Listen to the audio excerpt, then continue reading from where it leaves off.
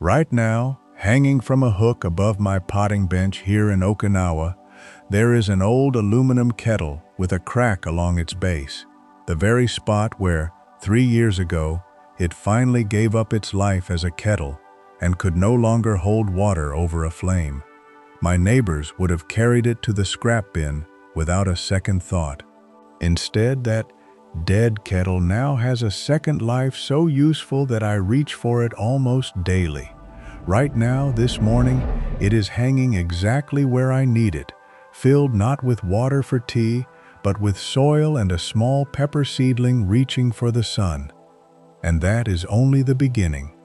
Before this video ends, I am going to show you 8 different ways an old kettle, cracked, dented, its whistle long gone silent, becomes one of the most valuable tools on a homestead, each one costing you nothing but a little imagination and an hour of your time.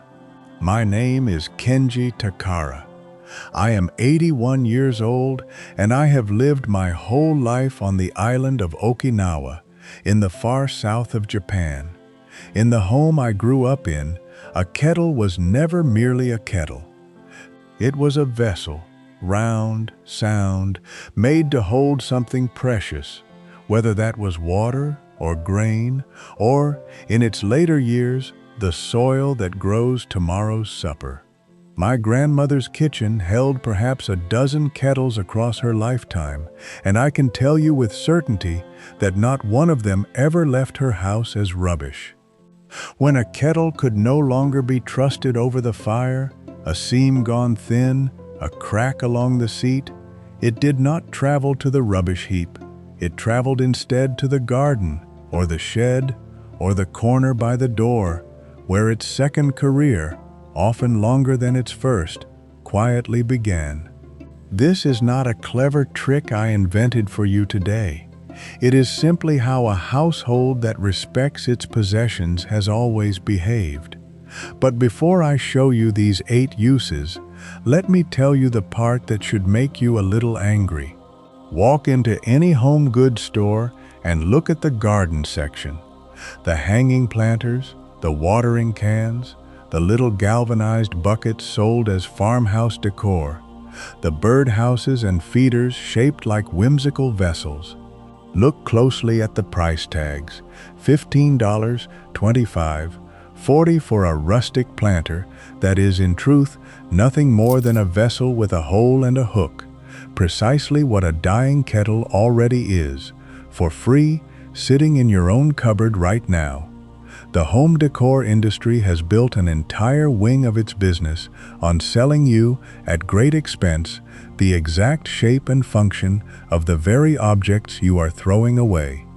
They photograph an old kettle repurposed as a planter, call it vintage farmhouse charm, and sell you a brand new one manufactured to look old, while your actual old one, with actual decades of real service in it, sits waiting in a landfill for no reason at all. There is no profit in telling you that the thing in your trash bag is worth more than the thing on their shelf. So they never will. I will. Now, here is where almost everyone goes wrong when they try to give an old vessel a second life.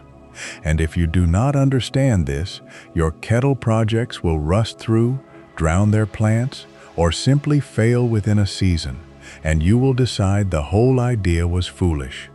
The single mistake is forgetting that a kettle was built to hold water in, and almost every new use requires you to let water out. A kettle sealed tight, filled with soil and watered like any garden pot, becomes a swamp within days. The roots inside drown, the metal sits wet against the soil and rusts through twice as fast as it ever would sitting empty on a shelf, and the whole clever project turns to a stinking, rusted failure within a single season. The old households understood this instinctively because they understood their materials. Before a vessel begins its second life, it must be given a way to breathe and to drain, exactly as its first life required it to hold tight and seal. This one small piece of preparation, a hole or several, punched or drilled through the base, is the difference between a planter that thrives for a decade and a rusted, waterlogged failure that convinces you the whole idea was nonsense. So before we walk through the 8 uses, let us begin with that one essential first step and the tool that does it best.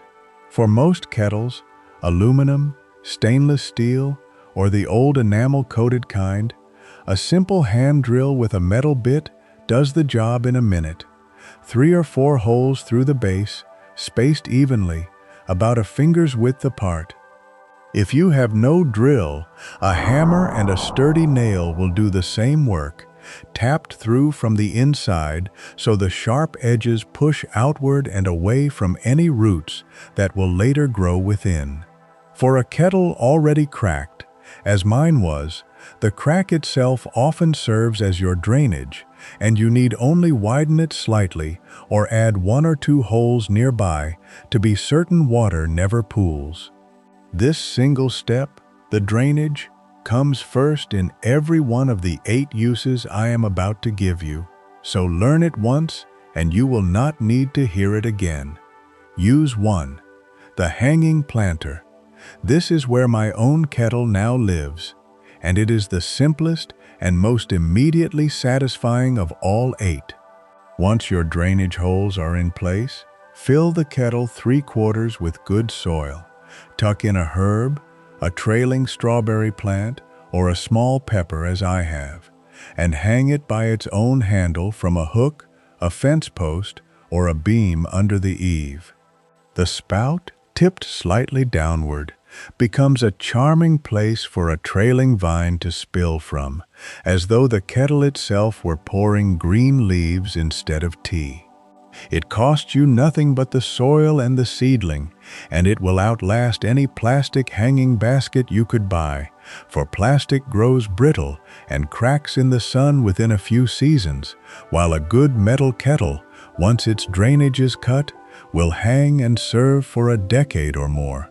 Use 2, the watering can that never wears out. If your kettle's spout is still sound, even if the base has begun to weaken, do not drill it at all. Instead, use it exactly as it was born to be used. Fill it at the tap or the rain barrel and carry it to your seedlings. A kettle's narrow spout gives you a gentler, more controlled pour than almost any modern watering can, perfect for young plants that would be knocked flat by a heavy stream. My grandmother watered her seed trays with an old kettle her whole life, long after it had stopped being trusted over the fire, because she knew that a vessel does not need to boil water to still be useful in carrying it. Use 3, the bird feeder. Lay the kettle on its side, wedged gently into the fork of a low branch, or fastened with a length of wire, opening tilted very slightly upward so rain does not pool inside. Fill it with seed, and the curved body shelters the feed from the worst of the wind and rain, far better than a flat dish ever could. Birds are not particular about elegance, only about food and shelter, and an old kettle gives them both.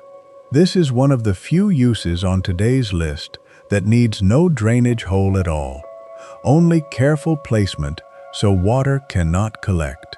Use 4. The toad house and beneficial insect shelter. Set the kettle on its side, directly on the soil, in a shaded corner of the garden, tucked among the squash leaves or beneath a shrub, its opening forming a small, dark doorway. Toads, which eat their body weight in slugs and garden pests through a single season, will find and claim such shelters readily, and you will have hired the finest, most tireless pest control a garden can employ, for the price of a kettle you were about to discard. My grandfather always said a garden with toads in it needed less of everything else. Use 5, the compost accelerator scoop. A kettle with its spout and handle intact, used exactly as it is, becomes the perfect tool for turning and scooping compost. Its curved base scoops cleanly into a loose pile, in a way a flat shovel cannot, and its handle keeps your hand well clear of whatever is decomposing within. Keep one battered kettle permanently by the compost heap for this single purpose, and you will wonder how you ever managed with only a shovel. Use 6. The smoker for the garden and the hive. For those of you who keep bees, as some of you surely do, or who wish to gently smoke pests from around fruit trees, an old kettle with a secure lid, its base drilled with several air holes and filled with a small smoldering handful of dry grass or wood shavings, makes a passable and traditional smoker, the spout directing a thin stream of cool white smoke exactly where you aim it. This is old technology. Before there were purpose-built bee smokers with bellows, there were vessels exactly like this one, tended by hand. Use only dry, untreated plant material, and always mind an old vessel near flame with the same care you would give any fire. Use 7. The root cellar mini cache. A kettle with a tight-fitting lid, buried on its side in a shaded, well-draining spot in the garden, with only its spout and a portion of its body above the soil line, creates a small insulated cache, cooler than the open air in summer, protected from hard frost in the shoulder seasons, suitable for a handful of root vegetables or a jar of preserves you wish to keep at an even temperature for a week or two. It is not a full root cellar, and I will not pretend it replaces one, but for the small household without a cellar at all, it is a free and genuine beginning. Use 8. The fire starter and tinder keeper. A kettle with a lid that still closes snugly, kept dry, becomes the perfect vessel for storing tinder, dried leaves, bark curls, the citrus peel I taught you in an earlier lesson, safe from damp and ready by the wood stove or the fire pit. Unlike a cardboard box or a paper bag, a metal kettle will not itself catch a stray spark, and its lid keeps the contents bone dry through even a humid Okinawan summer. Now, the extra layers, the small things that separate a kettle project that lasts from one that quietly disappoints within a year. First, know your metal and treat it accordingly. Aluminum kettles are light and will not rust in the way steel does, though they can develop a white, powdery corrosion over years outdoors. A light sanding and a coat of any outdoor paint keeps them handsome for a decade. Enamel-coated kettles, once their coating is chipped, expose bare steel beneath, which will rust if left constantly wet. For these, the hanging planter and dry uses, like the tinderbox and the bird feeder, suit them better than uses that sit permanently in damp soil. Stainless steel is the most forgiving of all and will outlast every other use on this list without complaint. Look at what is in your hand and choose its second career accordingly, the way a wise farmer chooses a field for the crop it suits best.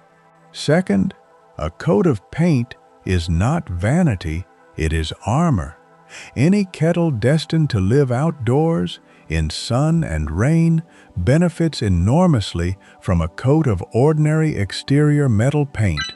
A few dollars, an hour of drying time, and years added to its second life. I painted the hanging kettle above my bench a deep green the same week I hung it, and 3 years on, it shows no rust at all along its cracked seam, because the paint seals what the crack alone would have left open to the weather. Third, let the whistle come off, but keep the handle on.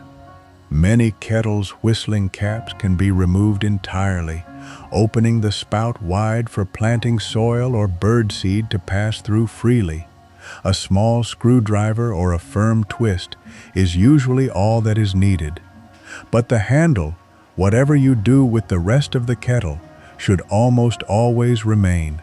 It is the strongest most reliable point on the entire vessel, tested by decades of a hand's grip, and it will serve you as a hanging point, a carrying point, or simply a place to steady the vessel with one hand while you work with the other, for as long as the kettle itself survives. Let me tell you now about my grandmother's kettle wall, because it is where I first learned that a vessel's usefulness does not end when its handle grows too hot to hold with bare fingers. Along the outside wall of her kitchen, beneath the deep eave that kept off the rain, hung a row of old kettles in various states of retirement. 3, sometimes 4 of them, each holding something different.